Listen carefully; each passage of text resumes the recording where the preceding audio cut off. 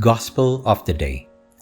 From the Gospel according to John, chapter 2, verse 13 to 22. Since the Passover of the Jews was near, Jesus went up to Jerusalem. He found in the temple area those who sold oxen, sheep, and doves, as well as the money changers seated there. He made a whip out of cords and drove them all out of the temple area with the sheep and oxen, and spilt the coins of the money changers and overturned their tables. And to those who sold doves, he said, "Take these out of here and stop making my Father's house a marketplace." His disciples recalled the words of Scripture, "Zeal for your house will consume me." At this the Jews answered and said to him, "What sign can you show us for doing this?" Jesus answered and said to them, "Destroy this temple, and in 3 days I will raise it up." The Jews said, "This temple has been under construction for 46 years, and you will raise it up in 3 days?" But he was speaking about the temple of his body. Therefore, when he was raised from the dead, his disciples remembered that he had said this, and they came to believe the Scripture and the word Jesus had spoken.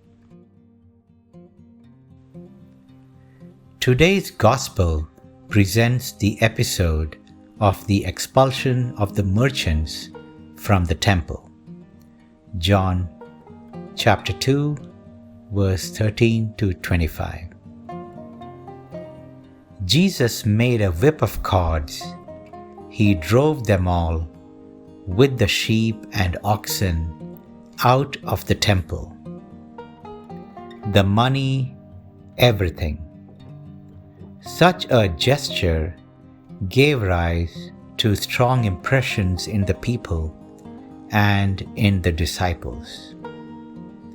It clearly appeared as a prophetic gesture, so much so that some of those present asked Jesus, "What sign have you to show us for doing this? Who are you to do these things? Show us a sign that you have authority to do them."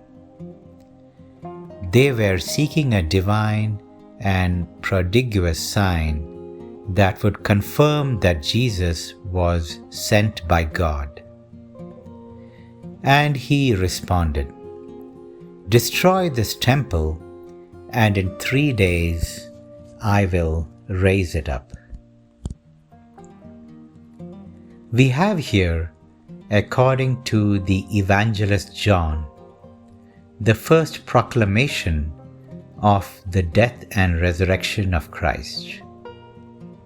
His body, destroyed on the cross by the violence of sin, will become in the resurrection the universal meeting place between God and mankind. And the risen Christ is himself the universal meeting place for everyone between God and mankind. For this reason, his humanity is the true temple where God is revealed, speaks, is encountered, and the true worshippers of God are not only the guardians of the material temple, the keepers of power and of religious knowledge, but they are also those who worship God in spirit and truth. John chapter 4, verse 23. Pope Francis, Angelus, 8th March 2015.